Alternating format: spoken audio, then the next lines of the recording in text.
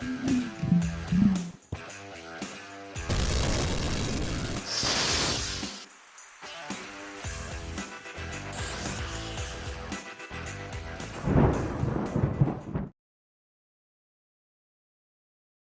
this video, oh, hang on a sec.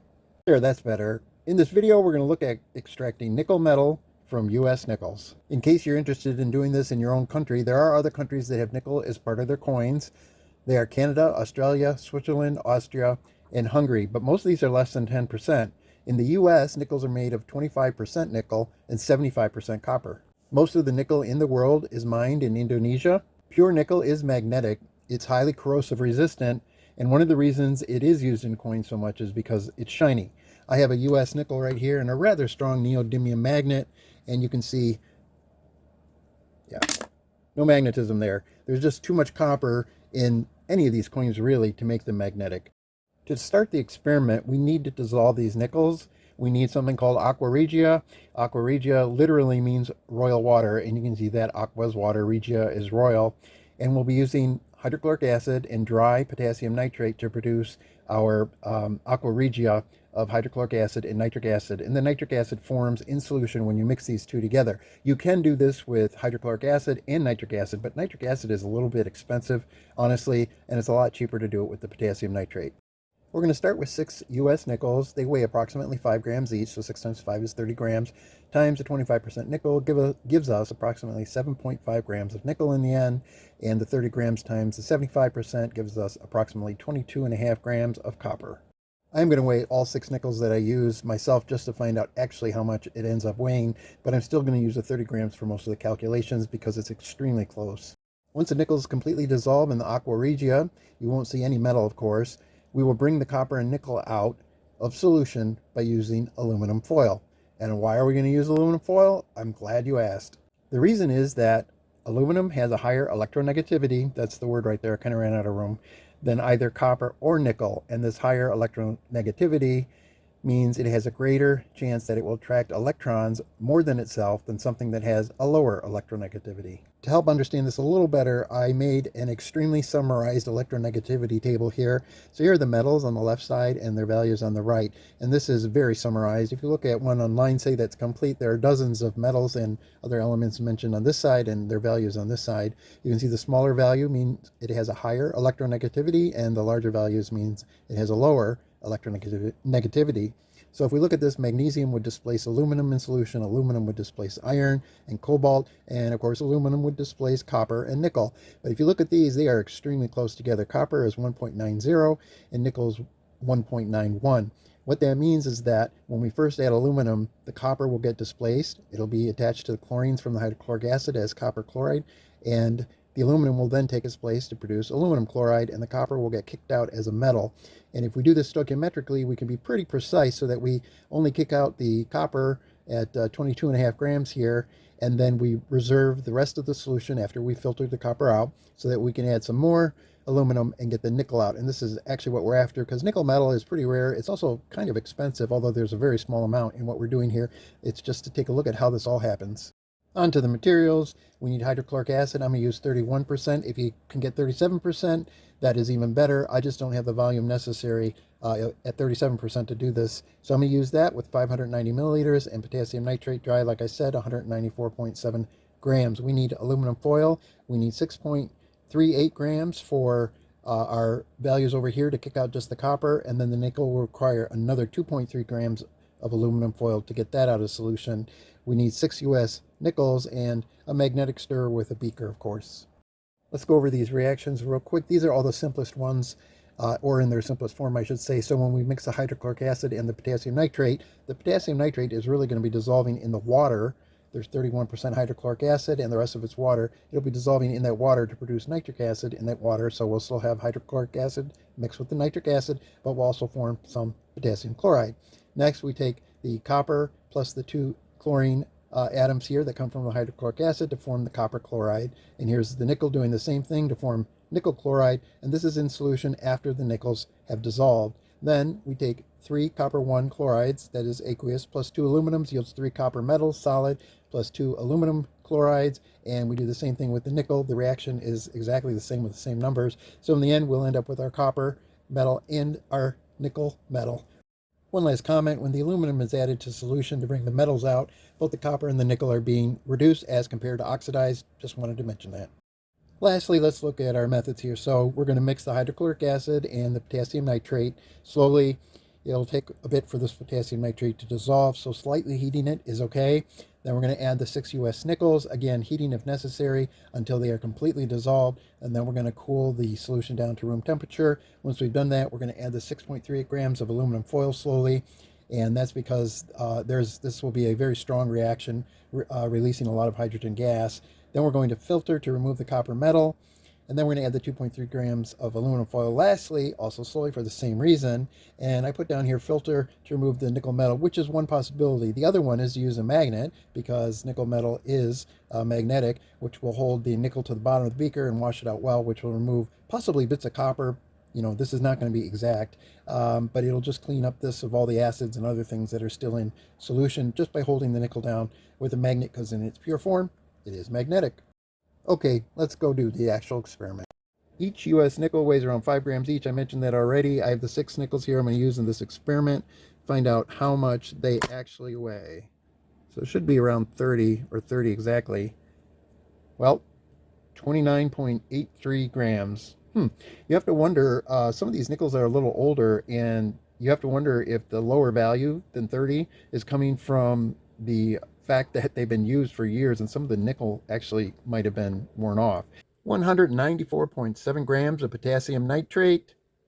Yeah, you got it, pre-weighed. 590.5 milliliters of hydrochloric acid, 31% pre-measured.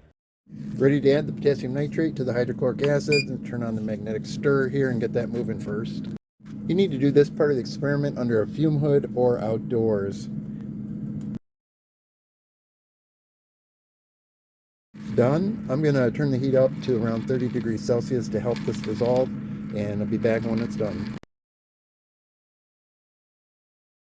I had heated this to 45 degrees Celsius to get the potassium nitrate to dissolve. It's pretty active in there, so obviously we got to wait a little bit for this to cool down. It's definitely cooled down here. You'll notice it does look a little clearer, and that's because when it did cool down enough, some potassium nitrate was shown not to be dissolved. And although 194.7 grams was the correct amount stoichiometrically, it didn't dissolve completely. So I took it out, filtered it. But because of that, I'm going to take a nickel out, which is here. So we're only going to dissolve 5 nickels in what you see right here. If these do dissolve just fine, I'll add that 6th one. And I guess if it doesn't completely dissolve, we'll filter in the end. I'm going to put the 5 nickels in here, but first I'm going to turn off the magnetic stir. The one other note I want to say is that typically this turns out yellow, where mine turned out a little orange, and I'm not sure what that means, but I think we do have the Aqua regia that we need. In go the nickels. It does look like the orange Aqua regia is working just fine. Check this out. You can literally see the metals as they come off the nickels and then dissolve back in solution. At this point, the solution has become quite dark, and you really can't see what's happening with the nickels, so I'm going to go ahead and start the magnetic stir again.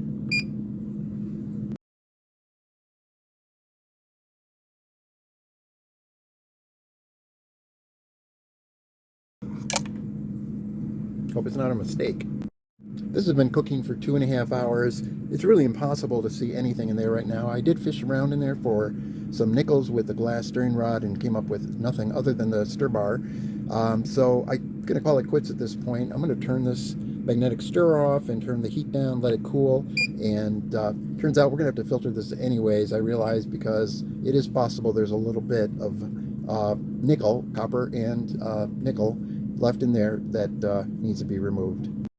It's cooled down enough, time to filter.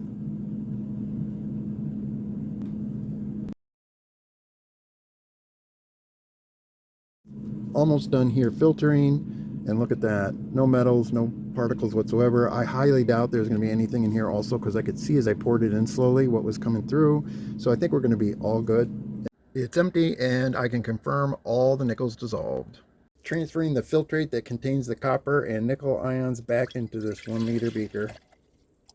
Solution's around 15 degrees Celsius. I'm going to heat it up to around 40 or 50 degrees before we start turning the metals into actual metal. 6.38 grams of aluminum foil to remove approximately 22 grams of copper. 2.3 grams of aluminum foil to remove approximately 7.5 grams of nickel. I'm going to start adding these little pieces of aluminum foil, which you saw earlier.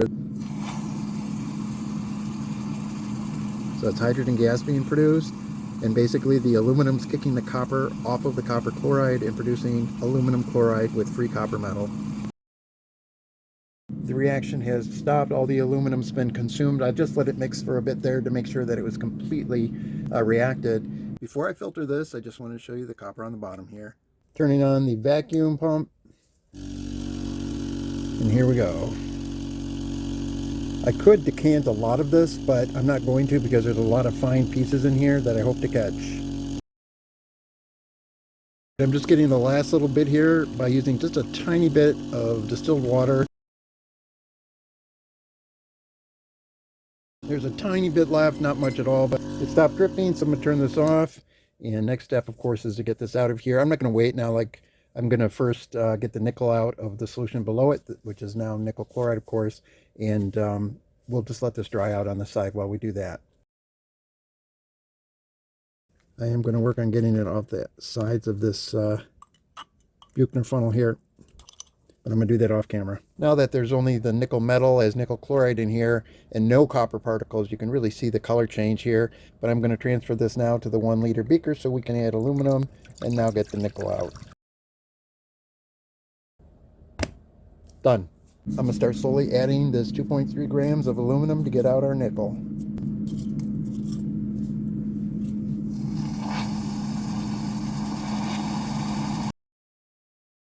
The last piece of aluminum is just finishing up here, so I'm going to turn off the magnetic stir bar and we'll just let this thing cool down. As this cooled down, the solution cleared up a lot, and what you see on the bottom is the nickel particles. They are so small that they're not shiny. This dark gray powder is actually how it does appear, but this I do want to show you. Yeah, that's definitely nickel. So what I'm going to do is collect all these particles with the magnet on the bottom and then rinse it with distilled water to clear out all the acids and anything else that might be in here. The first thing I'm going to do, of course, is just collect everything on the bottom here with this magnet, meaning all the nickel. I don't know if you can see this or not, but that looks pretty good right there. I'm going to decant off everything because that nickel should stay right where it's at. Okay, from here on out, I'm just going to use some distilled water and a little spoon there to mix it up a bit. Make sure everything's washed good. Do this several times, and I'll be done. And that was the last one. Look at that. There's enough nickel. There's not much, actually, but enough to hold that magnet, just to show how magnetic it is. What I did, actually, was take the magnet off, pour it in the water, then squish it around so everything could swish easily, then put the magnet back on and dumped it, just so you know what happened there. All right, I just got to get it out of here, dry it, and weigh it along with the copper. To make this a little bit easier, what I'm going to do is draw this nickel as much as I can to the side, like this, then remove the magnet. Okay, that's not all of it. There's a tiny bit left. I'm going to work on this separately. I'll be back when I'm done. I got it all out. The nickel is actually really wet, but here is the dry copper from earlier. We are almost done. Now that the nickel is dry, let's weigh both of them.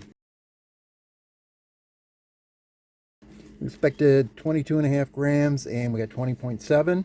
Not too bad. That's got to be over 85 to 90%. And now the nickel. There's not going to be much of it here, of course, but let's see what we got. Wow, not too bad. We expected 7.5 grams and we got 7.1. I'm really very pleased with this. The results here are pretty cool.